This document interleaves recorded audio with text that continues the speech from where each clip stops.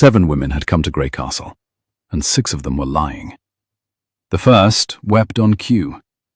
She claimed she had been the late Duke's secret wife, that there were letters proving it, that her son was waiting in the corridor, that a marriage had been solemnized one rainless August in a chapel since pulled down. Her tears fell where she had practiced them, in mirrors. The second did not weep. The second produced a ring. The third produced documents, 3 pages of contract, a dowry list, 2 seals pressed in red wax. The fourth produced witnesses. The fifth produced witnesses better paid. The sixth produced rage so cleanly performed that the candles in the great hall leaned toward her, the way candles lean toward draught. By the time the 7th stepped forward, Lord Adrian Halford, Duke of Grey Castle by accident of his elder brother's heart giving out 3 Tuesdays ago at a regimental dinner he had been too busy to attend, had ceased to look up from the silver clasp of his cuff. He had not slept. He had not eaten since Sunday. He had not yet permitted himself to grieve. He listened to the 7th anyway, because his brother had been better at listening than at most other arts, and the listening was a thing he could still do for him. The 7th explained, with great feeling, that her son was the Duke's natural heir, that her son was at this moment in a carriage at the gate, that she expected to be received in the morning room by 10, and that she would tolerate no further indignities of this kind. "Madam," said Lord Adrian, in a voice that had once been pleasant in drawing-rooms, and was no longer pleasant anywhere, "I shall hear my 8th visitor." There was no 8th visitor on the list. The candles bent, heads turned. Half the hall rustled like skirts being arranged for a flight. Mr. Hadley, the steward standing at his shoulder, sleek as a varnished spoon, in an amber waistcoat that caught the light too well, stood very still indeed. In the corner, where the long velvet curtains swallowed the lamplight, and a chair had been left half-pushed toward the wall, as though someone had meant to be invisible. There she sat. A young woman of 26 by the lamplight, pale gold hair braided plainly to her shoulder, clear, level grey eyes set wide in an oval face whose firmness, even now, was unmistakably feminine. A plain travelling dress of deep plum wool that the lamplight tried to make ordinary, and could not. Lord Adrian had no idea who she was. He had not, until this instant, been aware of her. And yet he had said, 8th visitor, and he had said it on purpose. He could not have explained why, except that there had been a stillness in that corner that had felt, for half an hour, like the only true thing in the room. The young woman rose. She did not curtsy. "You have not yet asked me anything, Your Grace," she said. Her voice was quieter than the others had been, and it carried farther. "But when you do, I shall be obliged to tell you something inconvenient." He considered her. The candles considered her. The 7 women, suddenly aware that the air in the room had moved without their permission, considered her too. "Speak." "The first 6 women are lying." She said it the way a magistrate reads a verdict, without heat, without cruelty, without permitting herself to enjoy it. The 7th is not lying. The 7th is mistaken. Her late husband was a different duke. The village she names is 50 miles off, in a different county. She has confused you with the Duke of Marchwood, whose case she may pursue in the spring, when his lawyers wake. The 7th woman drew breath to speak. Charlotte Merritt did not look at her. "As for the others, the documents the 3rd woman has placed on your table are forgeries. They were forged last Wednesday, in your South Library, in the ledger room behind the orrery. I know because I was in the next chamber returning a book, and the door had been left ajar, and I saw who wrote them." Her hands stayed clasped at her waist. "The man who wrote them is standing behind your right shoulder." The room did not gasp. The room did something stranger. The room held its breath. Mr. Hadley, the steward, did not move. He did not, at first, breathe. Lord Adrian's hand closed slowly around the silver clasp of his cuff and unfastened it. He set the clasp on the table beside the 3rd woman's documents. He lifted his head. "And what," he said, "is your name?" "Charlotte Merritt, Your Grace. I am the housekeeper's niece. I have lived in this house 2 years and 4 months. She paused. The candles in the great hall steadied. "That is the one true thing in this room tonight," she said. "Do with it what you can." He stood. He had not stood since the 7 women had begun. The chair scraped behind him with a sound that, in any other house, would have been ordinary, and that in this one, at this hour, with this many lies stacked on the long, polished table, landed like the first note of a thing the listeners did not yet have a name for. "Mr. Hadley," he said, without turning. His voice was level. His voice was lethal. "You will remain where you are." Then to the room. "Ladies, you will be conducted individually by my underbutler to 7 separate rooms. You will receive supper. You will not receive an audience tonight. You will not communicate with one another. The carriage at the gate may wait until morning. The boy in it may be brought a hot drink. We will resolve nothing tonight. Tomorrow we will begin again." 6 of the 7 did not move. The 7th, the mistaken one, was already weeping, but quietly, and not on cue. He turned at last to the corner. "Miss Merritt," he said, "you will follow me." She followed him. The corridor between the great hall and the Duke's study at Greycastle ran the length of 3 centuries. Portraits on either side. Watching. Adrian Halford had walked it 5 times a day since boyhood. He did not glance at his brother's portrait as he passed it. He could not. Yet. He held the door of the study open for her. She went in. He closed it behind them and turned the key. It was a small, deliberate gesture, and she understood it precisely. She understood that he was not locking her in. He was locking the corridor out. She felt the difference in her chest without being able to name it. The study smelled of old leather and cold smoke and lemon polish. A fire had been laid earlier and forgotten. The hearth was set with kindling that had not been struck. "Sit," he said. She did not sit. "You should sit, Your Grace," she said. "You have not slept, and you are about to ask me a great many questions. The chair on the right is more honest about your back than the one on the left." He looked at her. Then he sat, because she was right. "How?" he said slowly. "Did you know that?" "Your butler complains of carrying you to bed when you fall asleep upright in the left chair. He has complained twice this winter. He carried you Tuesday last." "And how do you know what my butler complains of, Miss Merritt?" "My aunt is the housekeeper, Your Grace. I help her in the mornings. The butler complains to her. She tells the kitchen tells the rest of us." "And you listen?" "Always." He almost smiled. He stopped himself before the muscle finished its work, because he had not yet earned the right, in his own estimation, to smile in that house. But she saw it begin, and she saw it fail. "Tell me," he said, "about my steward." She told him. She told him about a Wednesday 3 weeks ago, when she had gone into the South Library to return a volume of Linnaeus that her aunt had borrowed for the head gardener and forgotten to bring back. She told him that she had heard a quill scratching in the ledger room, and that the scratching had been wrong, too quick, too steady, and in a hand that was not her aunt's, not the understeward's, not the Duke's, and not anyone she had heard write at that desk before. She told him she had stopped, against her own better judgment, and looked. She told him what she had seen. "He had a sample of your father's hand," she said. "He had a sample of your brother's hand. He had a sample of yours. He had 3 nibs and 2 inks and a lamp turned low. He was copying.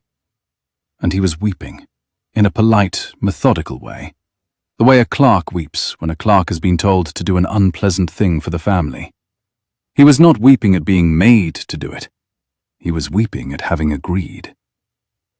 You watched him. For 4 minutes. Then I went away, because the floorboard outside that door is loose at the edge nearest the stairs, and shifts when one breathes. I have been quiet in this house for 2 years.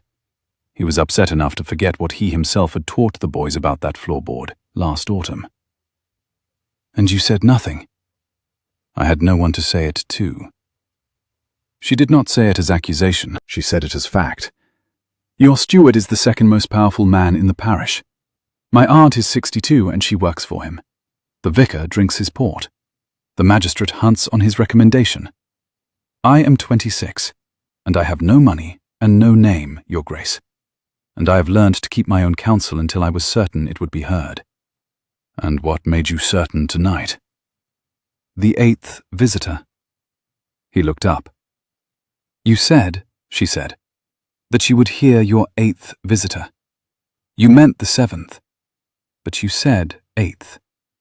And I had been sitting in that corner for 3/4 of an hour because my aunt had asked me to bring her thread that I'd forgotten to bring her at supper, and because it had felt, when I came in by the side door, like a room I should not leave. So when you said 8th visitor, you said me. And I thought, very clearly, he is asking. So I answered. He sat back. You answered, he repeated. Miss Merritt, do you understand what you have just done? I have made an enemy of your steward, who will see me dismissed within the week unless you intervene. I have made enemies of 7 women, 6 of whom would happily have me removed from a window, and 1 of whom is genuinely confused and may yet apologize. I have made an inconvenient witness of myself in a matter that will not be settled by a single evening's conversation. I have given you, she said, a problem larger than the one you walked in with. And I am sorry. You are not sorry. No, she said. I am not. But I thought I should say so. He let out a breath he had been holding since Tuesday. Miss Merritt, he said, I'm going to ask you one more thing, and I would like you to answer it as truthfully as you have answered everything else. Ask. What do you want? She did not look away. I want, she said, to keep my position in this house, because my aunt is too old to find another, and I would not leave her. I want my aunt's pension assured, whatever happens to me. I want, she said, slower now, not to be afraid when I walk past your steward in the gallery that he may have arranged a fall down the stairs by the laundry. I want the truth to be told, because tonight there were 6 lies in your hall, and I have heard lies told in fine rooms my entire life, and I would like, once, to see one of them answered. She stopped. She did not say, I want a great deal more than that. She did not say it because she did not yet know it herself, and she would not lie to him, and she did not yet know him.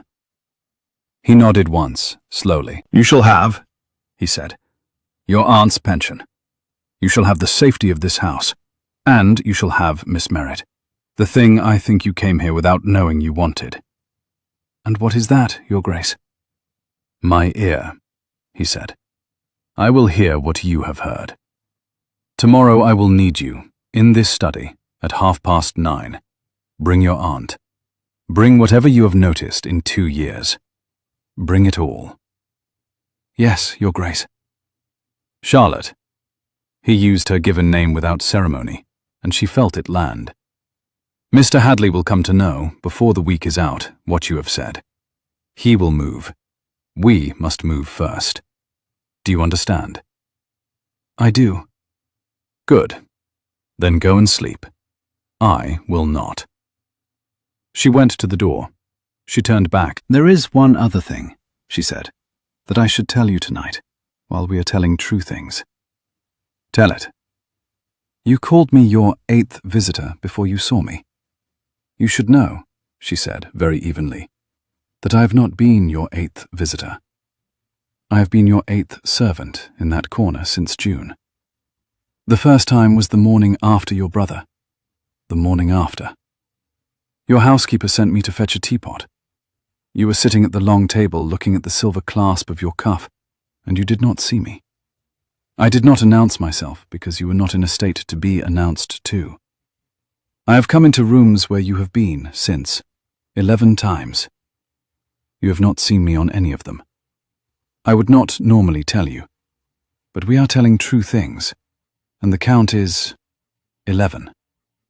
The 8th time was 3 weeks ago, the South Library, the day I saw your steward write the letters. That is how I came to be there. You were across the corridor. She opened the door. I will be in this study at 9:30. Good night, Your Grace. He sat in the honest chair and watched the fire that had not been lit, and did not move for a long time. 9:30 the next morning came earlier than 9:30 usually did in October. Grey Castle's east wing was raw with mist. The fields beyond the windows had gone the soft, damp brown of late autumn, and a single rook crossed the long view to the home wood at intervals, as though it had been hired to do it. Charlotte Merritt arrived at 25 past, with her aunt on her arm. Mrs. Witcher was a woman of 62, whose every joint had an opinion about the weather, and who had been head housekeeper at Grey Castle for 31 years. She had buried 2 husbands, a brother, a sister-in-law, and an exceptionally beloved spaniel. She had never buried an employer, and the loss of the late Duke had taken a piece out of her that she did not yet know how to carry. She looked, this morning, as though she had not been entirely certain her niece had not invented the previous evening. She looked also as though she was prepared, in either case, to deal with what came next. Lord Adrian rose when they entered. "Mrs. Witcher," he said. "Sit, please, both of you. Your Grace, my niece has done me a service I shall not forget. She has also placed herself and you at risk. I will speak to that risk this morning, with your permission." "You have it," said Mrs. Witcher firmly, and set her cane against the leg of the chair. He laid out, in 20 minutes, what he intended. He intended to summon the lawyers from town. He intended to retain, privately, at his own expense, a clerk from a house in Lincoln that did not know Mr. Hadley personally and would not be bought. He intended to produce, by the end of the week, a public statement of his arrangements for the inheritance. He intended to flush Mr. Hadley out by giving him something to fear, and he intended to name, that morning, an heir to the unentailed Grey Castle estate. "Your Grace," said Mrs. Witcher, who had managed not to interrupt up to that point, "the unentailed estate is 12 farms, the Dower House, the woolen mill at Saxby, the canal shares, 3 London leases, and the funds my brother put aside in his lifetime. Yes." "That is considerable, yes." "You cannot, Your Grace, be proposing—" "I am." "Not my niece." "Yes." Mrs. Witcher closed her mouth. She opened it. She closed it again. "You may say no, Mrs. Witcher," he said gently. "She may say no. I would not name an heir who has not consented. That is the kind of thing my steward does, and I should prefer not to resemble him this week. But I will tell you both why." He turned to Charlotte. "If I name a cousin," he said, "Mr. Hadley will know which cousin to court. If I name no one, Mr. Hadley will create an heir for me. 6 women he has already created, and he was not finished. If I name myself childless and let it lie, my brother's estate will pass, in 3 generations of legal grinding, into the hands of a man whose greatest pleasure in life is hunting. None of these outcomes I wish to be remembered for permitting. If I name you, Miss Merritt, a person no one has bought, no one has paid, no one has met before yesterday evening except in passing and unseen, Mr. Hadley will be unable to use you. He will be unable to discredit you, because there is nothing in your past to discredit. He will attempt to ruin you, and we will be ready for the attempt, because we have all morning to prepare for it. He will have to come at me directly, and when he comes at me directly, he will make the mistake that puts him in my magistrate's office. You will be a target, but you will be the target I can stand between. And in 10 weeks, when this is settled, I will release the inheritance, to whomsoever sense and law together advise me to release it to. The naming is a tactic.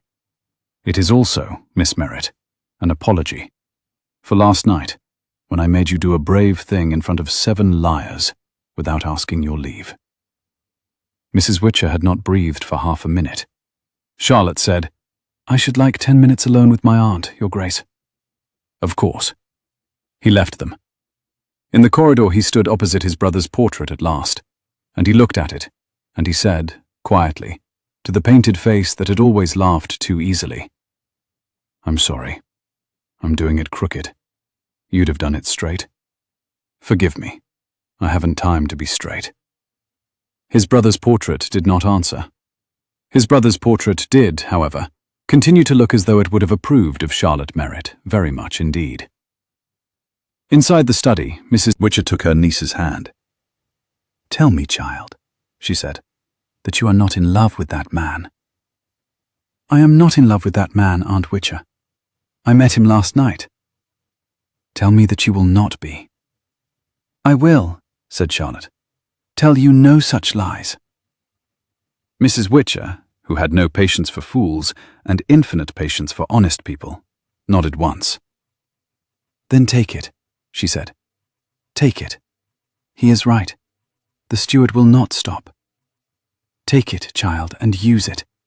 And when this is finished, give half of it to the orphans at Saxby, and the other half to the school I have been writing to the late Duke about for 15 years and never had the courage to ask aloud." Charlotte kissed her aunt's temple. "I have always wanted to be a difficult woman, Aunt Witcher." "You always have been one, child. You only kept it polite." When Lord Adrian came back into the study, Charlotte was standing at the window. Mrs. Witcher was sitting very upright in the chair. "Your Grace," said Charlotte. "Yes, with 4 conditions." "Name them." 1. My aunt's pension is settled today, in writing, signed by your hand, witnessed by both lawyers when they arrive. She is not to be retired against her will. She is not to be removed from this house unless she chooses to leave it. 2. The naming is announced as a temporary trust. I am not the heir. I am the trustee of the unentailed estate for 10 weeks, at the end of which the property is settled by your decision and my consent jointly. 3. I am to be treated, in this house and outside it, as a person, not as a girl. I am to receive the lawyers. I am to read the documents. I am to ask the questions. If I ask a question and I am not answered, I will leave. I will not leave quietly. 4.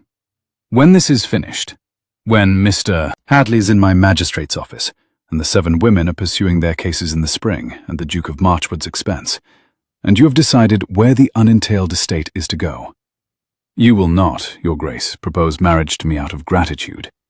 I will refuse it on principle. When you are no longer grateful, you may ask me again, and I will consider it on its merits." He looked at her. "Miss Merritt," he said, "conditions 1 through 3 are accepted with thanks." "And 4, Your Grace?" 4, he said, "I shall accept on the understanding that grateful is not the only thing I am at present, and that I am perfectly capable of telling the difference, and that I shall, in due course, prove the difference to your satisfaction." She felt heat at her throat, and she did not show it.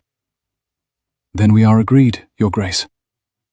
"We are agreed, Miss Merritt." The lawyers arrived at noon. The clerk from Lincoln arrived with them. Mr. Hadley arrived at 1:15, having been summoned. By 2 o'clock the announcement was drafted. By 3, signed. By 4, dispatched by riders to the parish church, the magistrate, the steward of the neighbouring estate, and the Lincoln paper. By 5, Mr. Hadley had begun to write a letter that would not arrive at its destination.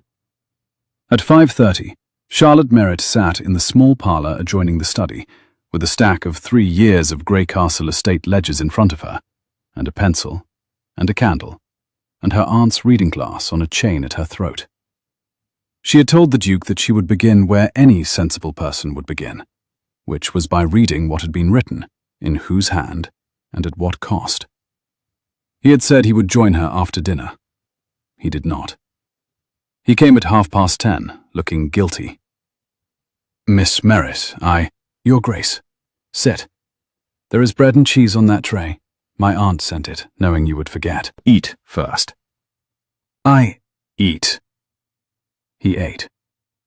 When the bread was gone, he looked at her properly for the first time that day, in lamplight, across a table piled with paper.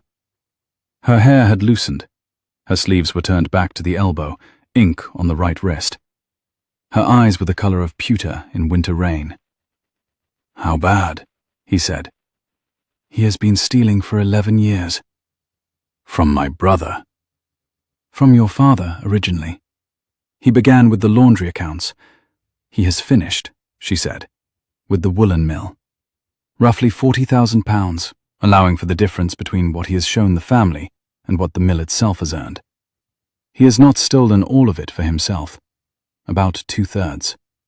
The rest he has pushed into your father's mistresses, your brother's gambling debts, and one quite considerable settlement on a woman in Bath, whom I do not think any of you knew about.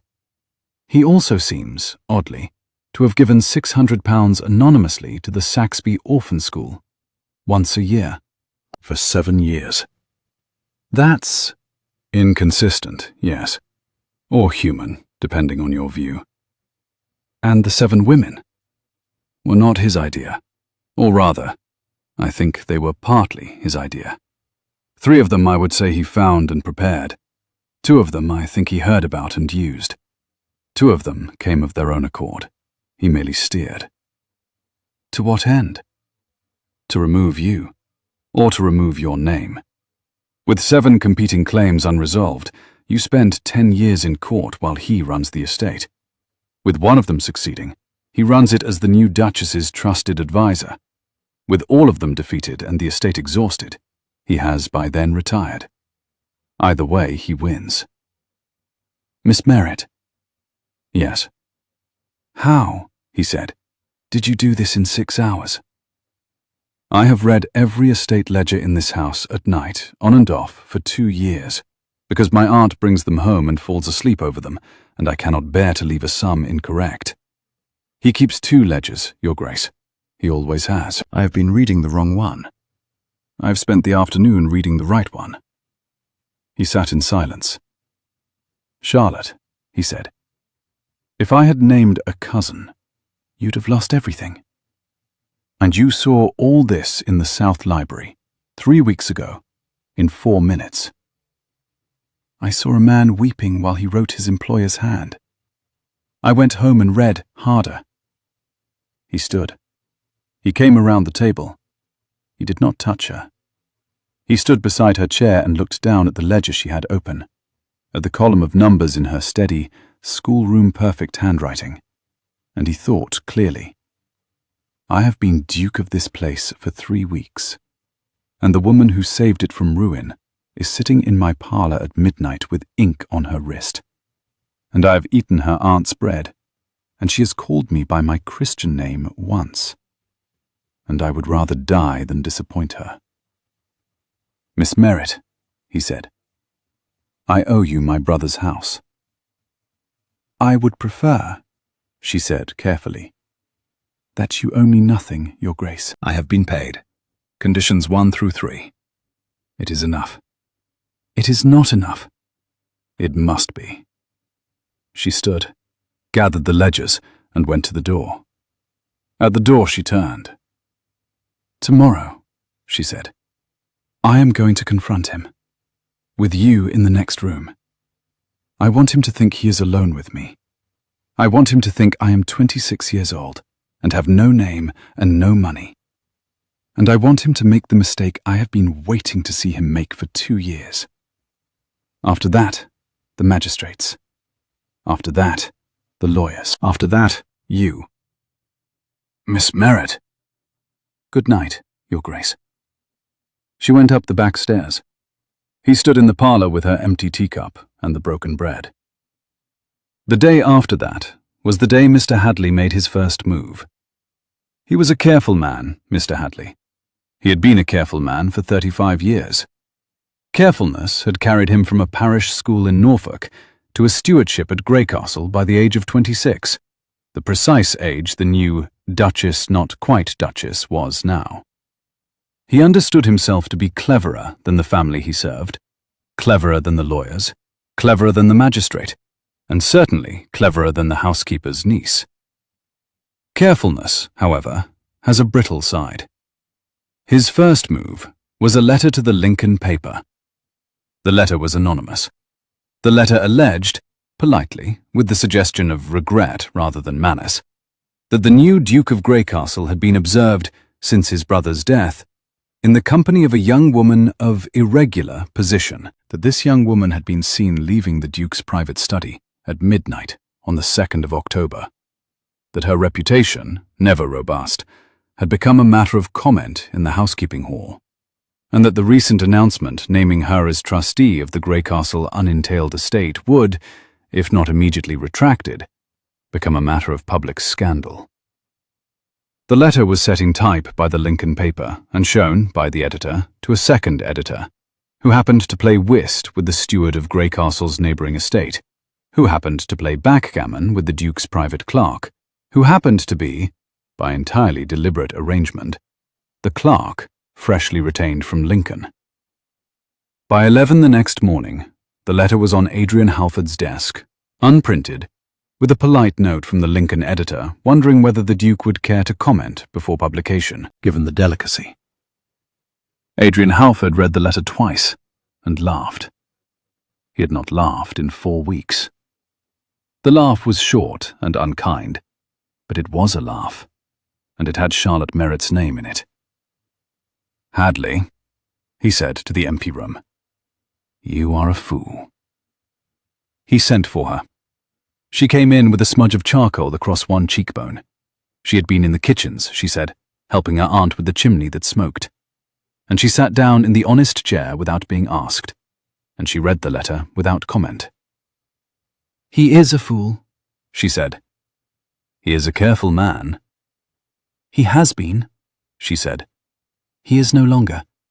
He has done the one thing that lets us close on him publicly. Your Grace, I want him to print this." "Charlotte, I want him to print it.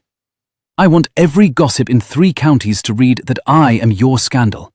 And I want, the morning after it prints, the editor of the paper, the steward of the neighbouring estate, your private clerk, and Mr. Hadley himself in your magistrate's office, with my aunt and the under-butler and the head gardener as witnesses, to a conversation I am about to have with Mr. Hadley before tea."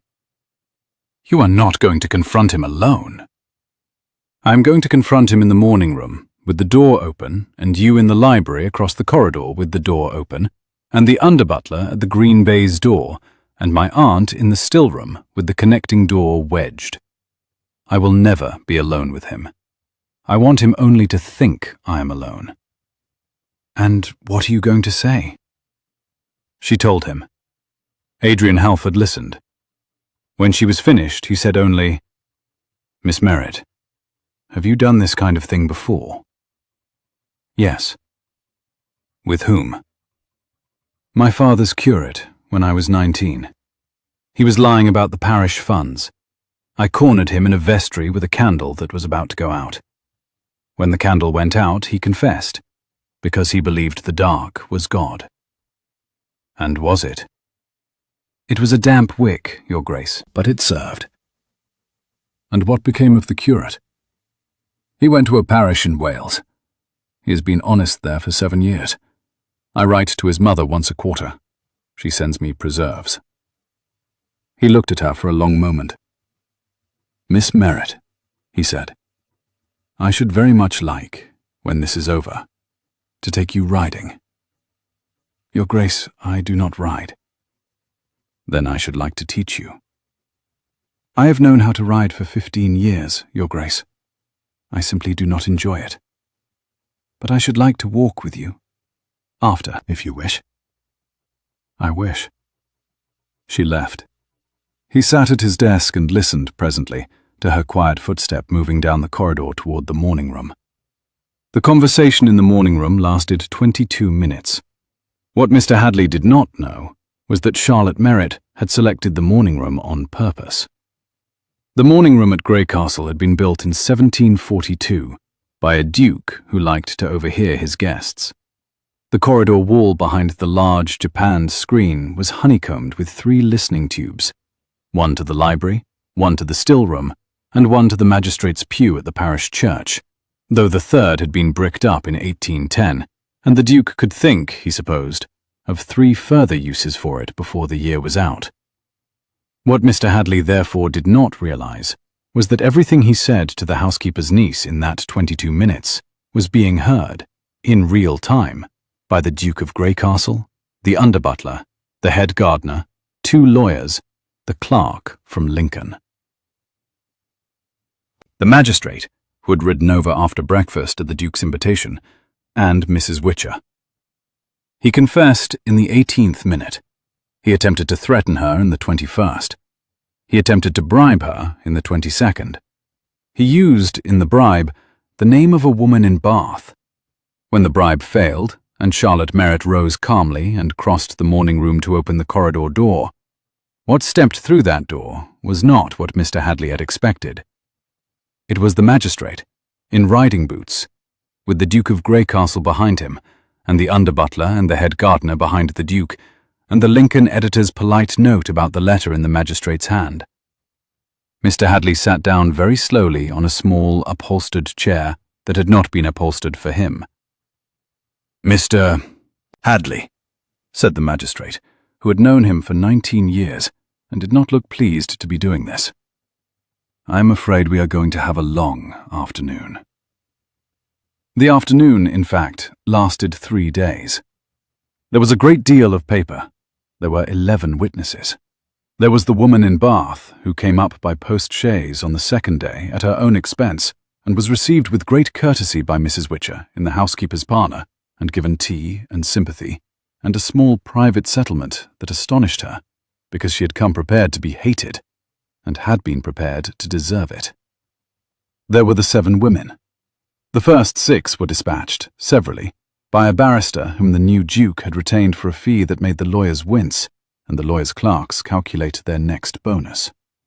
The 6th wept honestly for the first time in her professional life, and, for a wonder, was not punished beyond the loss of her case.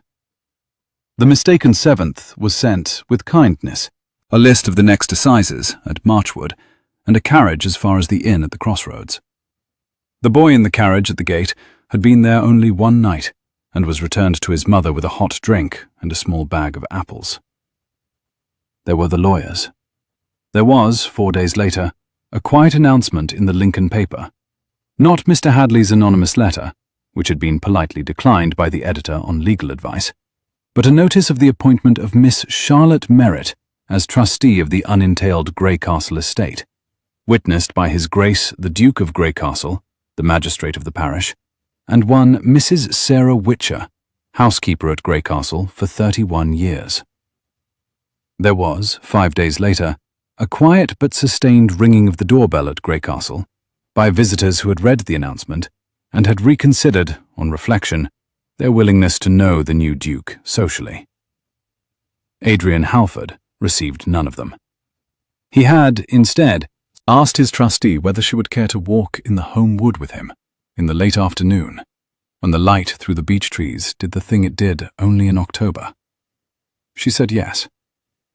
The home wood at Greycastle, in the 2nd week of October, smelled of fresh earth and turning leaves, and, faintly, of wood smoke from the gardener's cottage at the wood's edge. The path ran along a stream. The stream ran, that afternoon, with the particular clarity that comes after 3 nights of rain. They walked. He did not offer his arm. She did not take it. They walked at a steady pace, 2 strides apart, and they did not speak for the first quarter mile. "Charlotte," he said at last, "tell me about the curate." He was 34. He had been at our parish 2 years. He used the parish funds to buy a small printing press. He intended to print a book of his own poetry. He thought no one would notice the missing money. Did anyone, besides you? My father, eventually. My father is a country doctor. He noticed, because the apothecary's account was not paid for 3 months running, which my father had been paying out of the parish fund. He came home one evening and said, "The account is unpaid. Have you noticed?" I said yes. He said, "And do you know why?" I said yes. He said, "And do you wish to do something about it?" I said yes. He said, "Then do it. I shall be in the kitchen." And he made me a sandwich. "Your father is alive, Your Grace, and well, and currently treating a child for measles in Lincolnshire. He is not from this part of the country. He met my mother, who is no longer living, on a visit to my aunt. He stayed 7 weeks and took her home. I came 26 years ago. I came to Greycastle 2 years ago because my mother had been ill. After, I needed work. My aunt asked. Your brother said yes." "My brother," said Adrian Halford slowly, "knew you were here." "Of course he did. He came into the still room one Friday evening and asked my aunt who had reorganized the linen. My aunt said, 'My niece.' He said, 'Thank her.' My aunt did. He asked the next week who had made the new system for the wine cellar. My aunt said, 'My niece.' He said, 'Thank her.' He did this 6 times, Your Grace, and on the 6th time he came to the still room himself and thanked me directly. He said, 'My brother is a good man and a tired one. He will inherit me one day, and when he does, he will need you.' He said, 'Do not let him send you away.'" She paused. "That was 9 months ago." Adrian Halford stopped walking. "He did not tell me," he said. "He would not have. He said it was his promise to himself, and not to be made into a request." "And you have been here, with that on your shoulders, since June?" "Yes." "And you said nothing of it?" "It was not my promise to make. It was a thing your brother had said. I was waiting to see what kind of man you would be when you came into the title. If you had been a fool, I should have left in the spring. You are not a fool, Your Grace. You are a tired man." So I stayed. He did not move for a long moment. The stream went on past their boots. A leaf, cherry red, came down out of an oak and stuck to the wet leather of his right boot. Charlotte Merritt looked at the leaf because she could not, just then, look at his face. "Charlotte." "Your Grace." "I am not grateful." "I know." "I am not grateful," he said again. "And I would not propose to you out of gratitude. I would propose to you because you are the most coherent person I have met in 7 years. And because you frighten me, in a calm way, the way a fire frightens a man who has been cold for too long. And because my brother, in his last act of love for me, put you in my path, and trusted that I would have the sense to recognize what he had done. I would propose to you, Charlotte Merritt, because in 9 days you have stood in 2 rooms and said the truth aloud, and changed the shape of my life. And I would be a coward in his memory if I did not at least tell you that. I would not propose to you today, because you would refuse me, and you would be right. But I would like—" And here he stopped, and he picked up the cherry-red leaf from his boot and held it absurdly in one ducal hand. "I would like to give you 9 weeks, Charlotte. The remainder of the trust. I would like you to be in my house, and in my study, and in my home wood, and in my brother's memory, for 9 weeks. And at the end of those 9 weeks, I would like to ask you a question. And I would like to do my level best, between now and then, to be the kind of man who is allowed to ask it." She took the cherry-red leaf out of his hand. "Your Grace," she said. Adrian, I will give you 9 weeks. And if at the end of 9 weeks you still wish to ask, I will answer. And what is the answer? I shall tell you when you ask. That is unjust. That is bargaining, Your Grace. I am 26 and have no money, and I have been instructed by my aunt, who is uncannily wise about these things, never to give a man a yes before he has earned the asking. Your aunt is a tyrant. My aunt is a romantic, Adrian. She had me practice the sentence in the mirror last night, in case you should ask too soon. And if I had asked too soon? You would have heard a rather practiced no from a rather practiced mouth. Then I am glad, he said, that I waited. They walked on. The stream made its sound. The light went through the beech trees the way it does only in October, and only for about 6 minutes a day. A rook crossed the long view to the homeward, and seemed, this time, to slow over them and consider the leaf in Charlotte Merritt's hand. The Grey Castle Harvest Ball had been arranged, 3 years previously by the late Duke's late wife, for the second Friday in October. The late Duchess had, in her last winter, made her husband promise that the ball would never be cancelled while the house had a roof to dance under, because she had been a great dancer in her time, and she believed dancing kept houses upright. The late Duke had kept the promise for 15 years. He had been gone 4 weeks when the 15th occasion came round. It would have been entirely correct to cancel the ball. Adrian Halford did not cancel the ball. He sent, in his second week as Duke, a quiet note to the steward of the neighbouring estate, who, having been politely interrogated for 5 hours in the magistrate's office, had returned home considerably chastened, asking him to convey to the families of the parish that the ball would be held in mourning colours with 1 waltz only, and that any family wishing to attend would be welcome, and any family wishing to stay away would be entirely understood. The reply came back the same day. Every family wished to attend. His new trustee, asked her opinion, had said only, "Your brother would have wanted them to come, so they should come. Wear black with the indigo waistcoat. It is the one your brother used to mock, and he would be pleased to see it on you." "How do you know my brother used to mock that waistcoat?" "He told my aunt he would give you 10 guineas to burn it. She declined the commission on grounds that it suited you. He said, 'That's what I'm afraid of.'" "My brother and your aunt were friends, Your Grace, as I think you suspected." "Adrian." "As I think you suspected, Adrian." The night of the ball, Grey Castle's great hall had been transformed.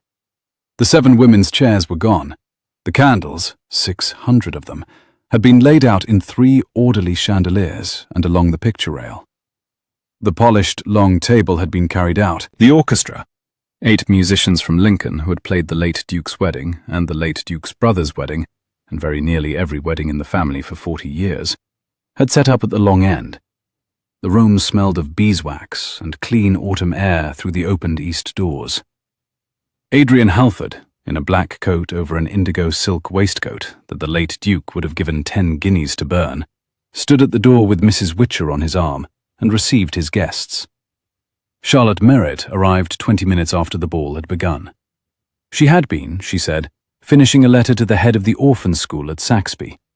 She came in unannounced by the side door, in a gown of deep ruby silk that her aunt had had made up that week against everyone's better judgment, including Charlotte's, and that the late Duke's wife, having been lost before being able to wear it, had left in a trunk in the linen room, with a note saying simply, "For the next woman who needs it." Mrs. Witcher had given the note to her niece that afternoon. The room paused when she came in, the way rooms do when they have been waiting for something and only realize it on arrival. Adrian Halford turned at the door. He saw her cross the room. He saw the candles, predictably, lean toward her. He saw her aunt at the end of the long room, standing very straight, with both hands gripping her own elbows, the way she gripped them at funerals to keep herself upright. He saw the magistrate's wife, who had, 2 weeks earlier, declined to call on the housekeeper's niece, turn her head sharply and almost smile, in the manner of a woman who has just realized she will be sending an apologetic note in the morning. He saw Charlotte Merritt walk through the center of the room toward him, as though there were nobody else in it. She stopped 2 paces from him. She gave him, for the first time since they had met, a perfect, court-trained curtsy. "Your Grace, Miss Merritt. Your aunt sends her regards." "I have no aunt." "Yes, you do, Your Grace. She is 62 and is currently using my elbow as a cane. When are we to dance?" "Now." "I do not dance well." "I dance worse." "That cannot be true." My aunt has been describing your boyhood lessons for 6 years. My boyhood lessons consisted of being trodden upon by a French dancing master who left before he could finish me. Then we shall be a matched pair. The orchestra took its cue. The room watched. The Duke and the housekeeper's niece, the trustee of the unentailed Greycastle estate, the woman in deep ruby silk, the woman whose name had been in the Lincoln paper as a notice of trust and not as a notice of scandal, danced one waltz. They danced badly. Adrian Halford was not a natural dancer. Charlotte Merritt was not a natural dancer. But they made up, in steady looking at one another, what they lacked in footwork. He held her at the proper distance. He did not pull her closer. He did not, he reflected later, need to. The not pulling closer carried more in that hall than any pulling would have. When the waltz finished, 2 of the dowagers near the picture rail were openly crying, and the magistrate's wife had taken out her handkerchief and was using it on her own face and pretending the candles had smoked. Mrs. Witcher, at the end of the long room, was no longer using her niece's elbow as a cane. She was using her own spine, and standing very straight indeed. Adrian Halford bowed over Charlotte Merritt's hand.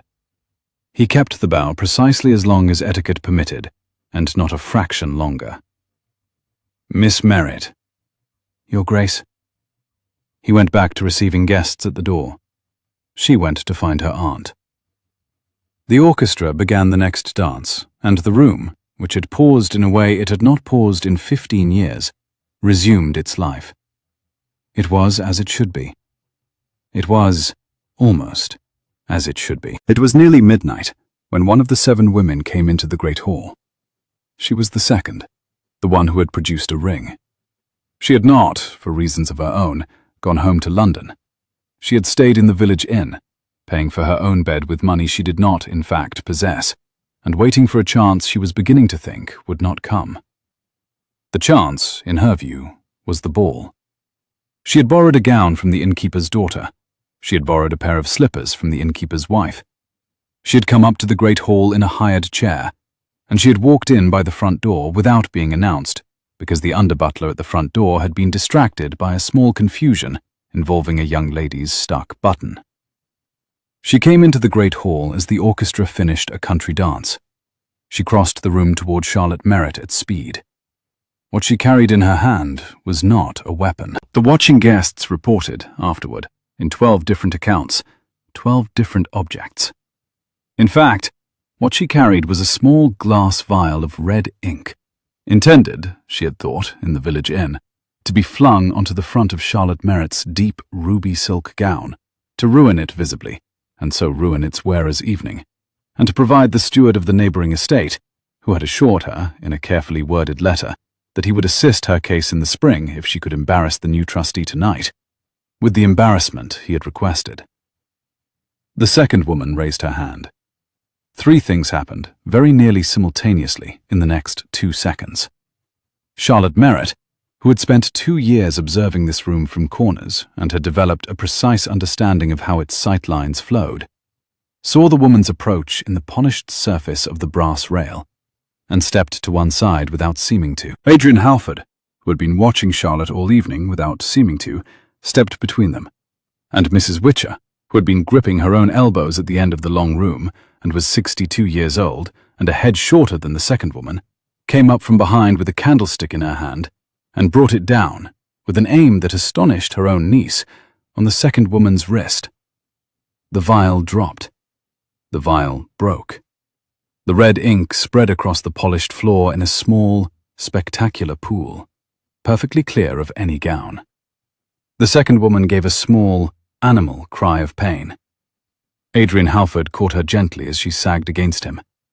He did not pity her, exactly. He did not have the energy, just then, for pity, but he held her up with one arm and turned to the under-butler and said calmly, "James, find Dr. Carey. The wrist is sprained, perhaps cracked. He will be needed. Have her taken to the green room and looked after. She will eat and sleep, and tomorrow she will speak to me in the magistrate's office. And after that she will go home, and we will speak no more of this." Mrs. Witcher, 62 years old, head housekeeper at Greycastle for 31 years, owner of one disapproving cane and one previously unused candlestick, set the candlestick back into its place on the side table with a click, picked up her cane, and walked to the door of the great hall to wait for her niece. Charlotte Merritt looked at the red ink on the floor. She looked at her aunt. She looked at Adrian Halford. She did not speak, because if she had spoken, her voice would not have carried, and she had been raised to carry her voice. He saw her not speak. He set the second woman gently into the under-butler's arms, and he crossed the floor to Charlotte in 3 long strides, and he took her face in both his hands, as though she were a candle that had nearly gone out. He kissed her. In a great hall in front of 200 guests, in front of his housekeeper, in front of the orchestra, in front of the magistrate's wife who had her handkerchief out again, in front of the door, in front of the picture rail, in front of his brother's portrait, which had been carried down for the occasion, and which was looking on with what could only be described as warm satisfaction. The new Duke of Greycastle kissed the housekeeper's niece on the mouth, briefly and clearly, and without any uncertainty whatsoever about what he was doing. Then he drew back. "Charlotte," he said, audibly, to the room. "I beg your pardon. I have just done a thing in public that ought to have been done in private. I will apologize in private. I will not apologize in public.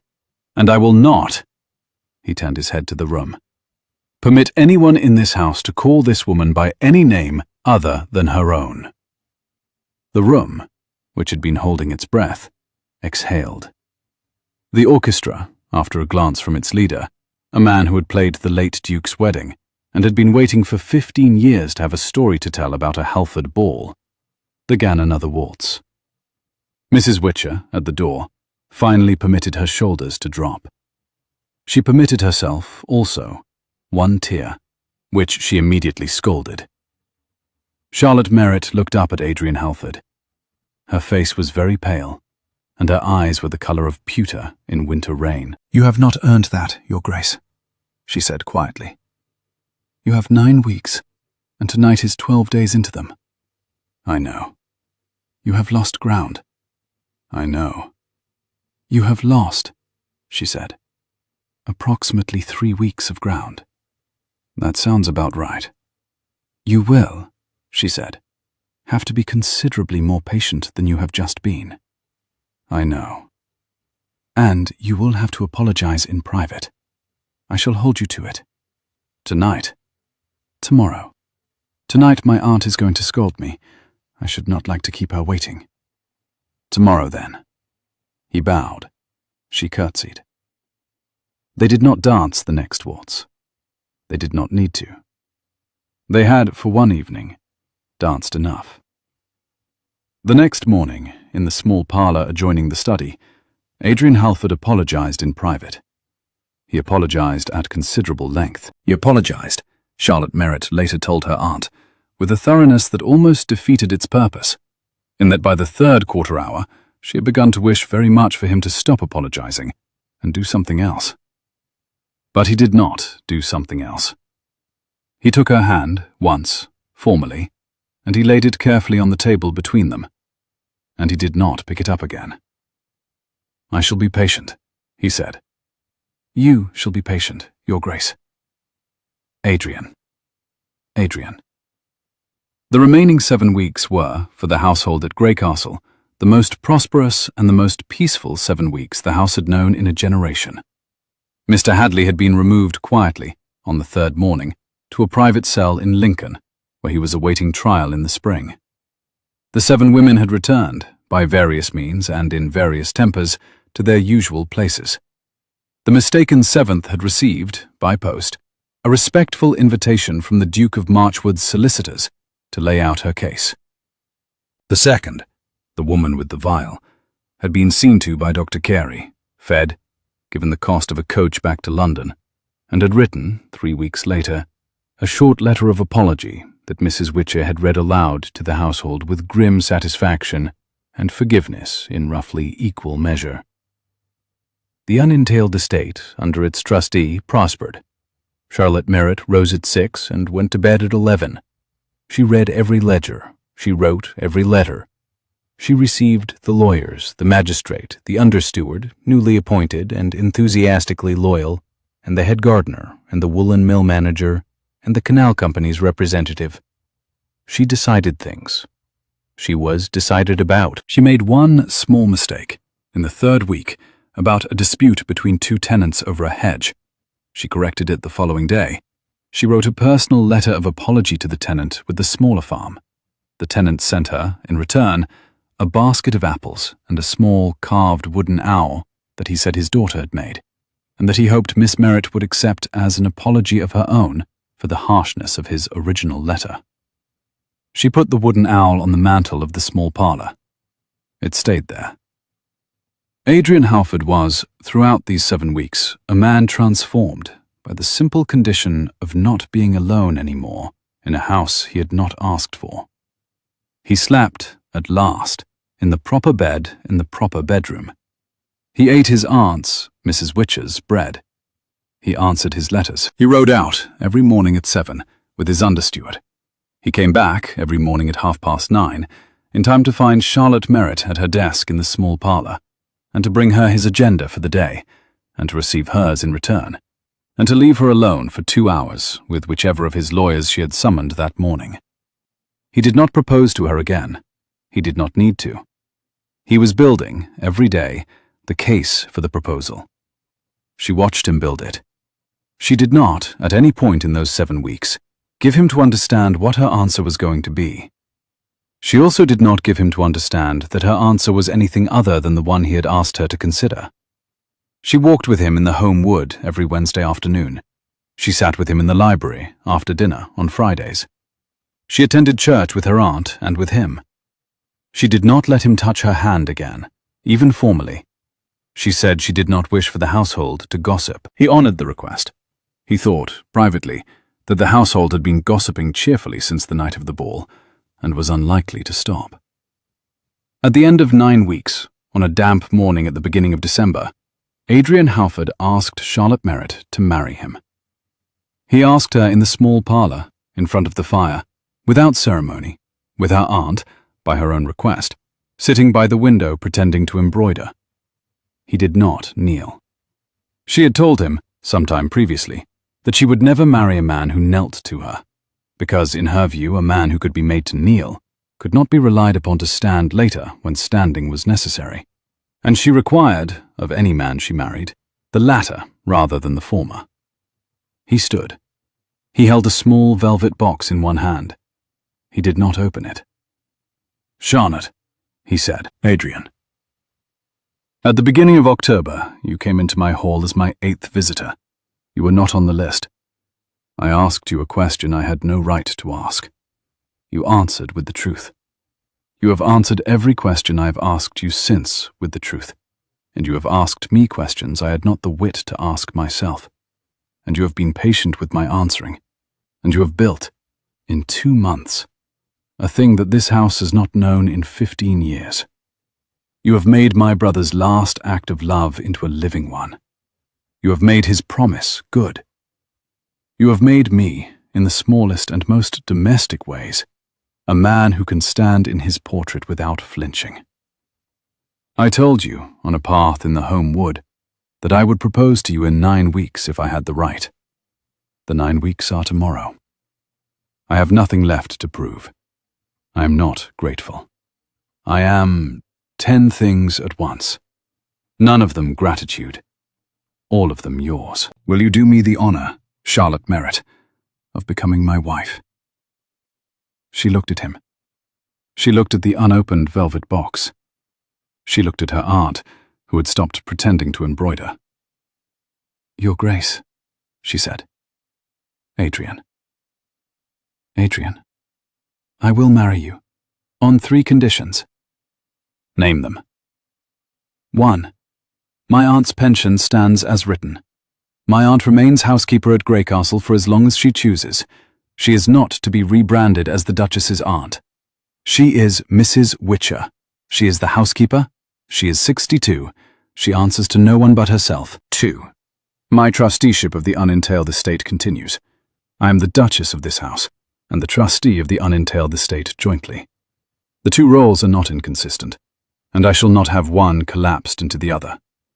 The half of the unentailed estate that I have already arranged to settle on the Saxby Orphan School and the new village school we are to build at Greycastle will be settled this winter, in writing, before the wedding. 3. You will not, ever, ask me to be a duchess in any sense that requires me to stop being myself. I have spent 26 years observing rooms from corners. I will continue to observe. I will continue to read. I will continue to ask the questions I have always asked. I will not become an ornament. I have been in absence in this house for 2 years. I will not, as your wife, become a decoration. I will be, as I have been, a working person, who happens to wear better gowns now and has someone in the proper bed.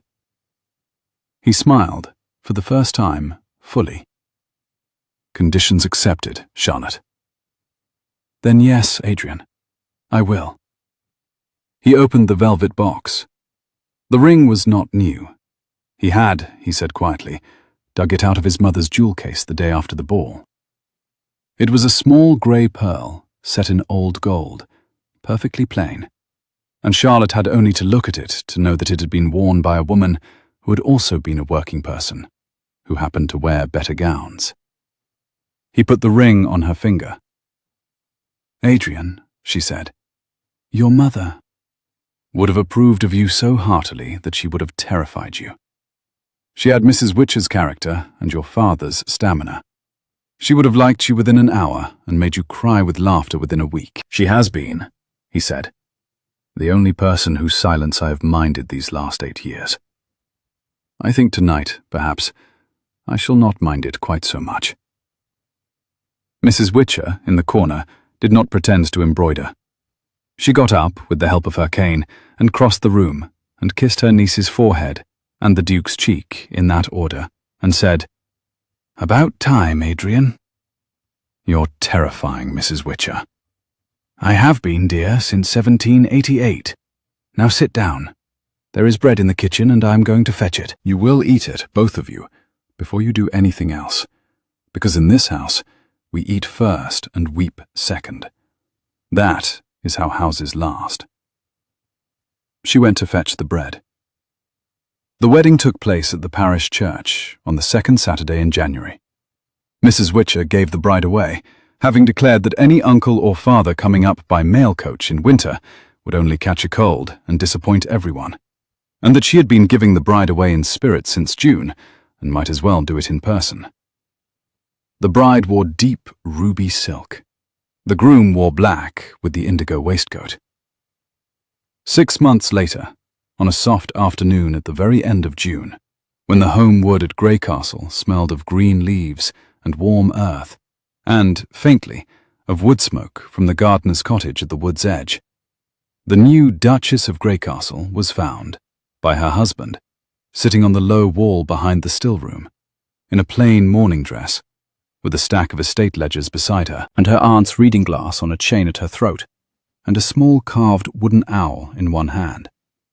She was turning the owl over in her fingers and looking at the home wood. He came up quietly. He sat down on the wall beside her. He did not speak for a moment. Charlotte. Adrian. You have been at those ledgers 2 hours. I have been finished with the ledgers for an hour and a half. I have been thinking. About what? About, she said, the 2nd of October. About a corner in the great hall. About a man who said he would hear his 8th visitor. He took her hand. Her hand was warm from the sun. There was no ink on the wrist. She still wore her aunt's reading glass on its chain, because she liked the weight of it, and because she would always be the housekeeper's niece, even now, even with the small grey pearl set in old gold on her finger. Charlotte. Adrian. 9 weeks ago today, the trust was dissolved. It was. You have not asked me what I did with the unentailed estate. You will tell me when you are ready. I imagine you have settled half of it on the schools, as we agreed. I imagine you have settled a quarter of it on Mrs. Witcher and on the staff, by long-promised pensions. I imagine the last quarter is... I do not know. The last quarter, he said, is yours. In your name, in your own right. Not as my wife. As Charlotte Merritt, which is who you have been since June, and who I shall continue, in private, to call you when I am being insolent. She did not immediately answer. Adrian. Charlotte. You have, she said carefully, made me an heiress in my own name. I have, as a small private joke between us. You named me your heir for 10 weeks. I did. And then you married me. I did. And now you have made me my own heir. I have. She turned the small carved wooden owl over in her hand. The owl had been on the mantel of the small parlour for 9 months. She had taken it down that morning to bring out into the sun, because the wood had begun to dry, and she liked to hold things that had been made by hands. Adrian, she said, I have not yet told you the only true thing I have been keeping from you. Tell it.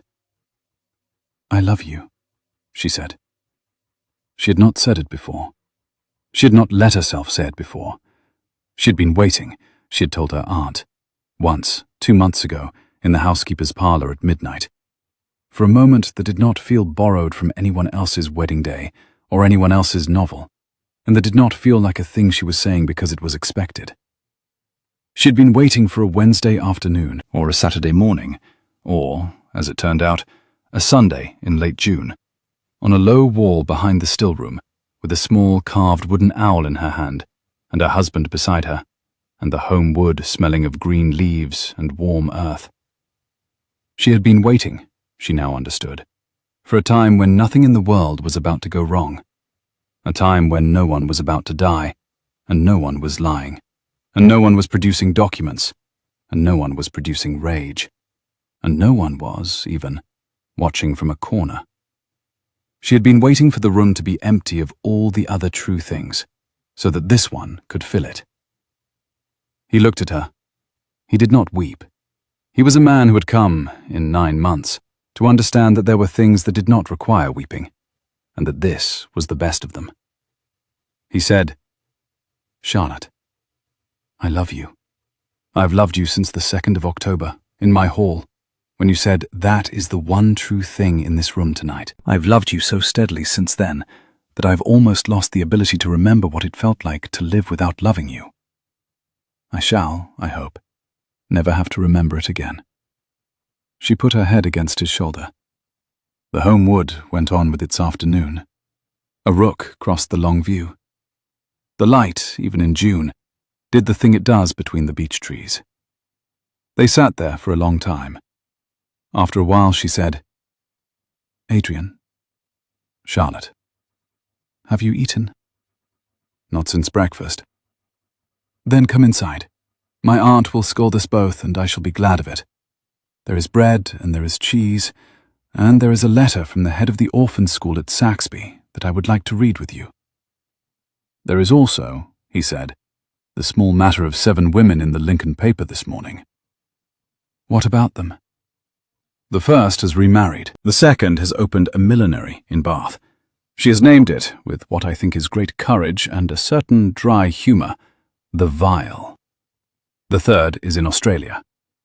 The fourth and fifth have written to the magistrate jointly to confess, in exchange for a reduction of their sentences. The sixth has, against all expectation, applied to my aunt for a reference, claiming she has reformed. My aunt is deciding.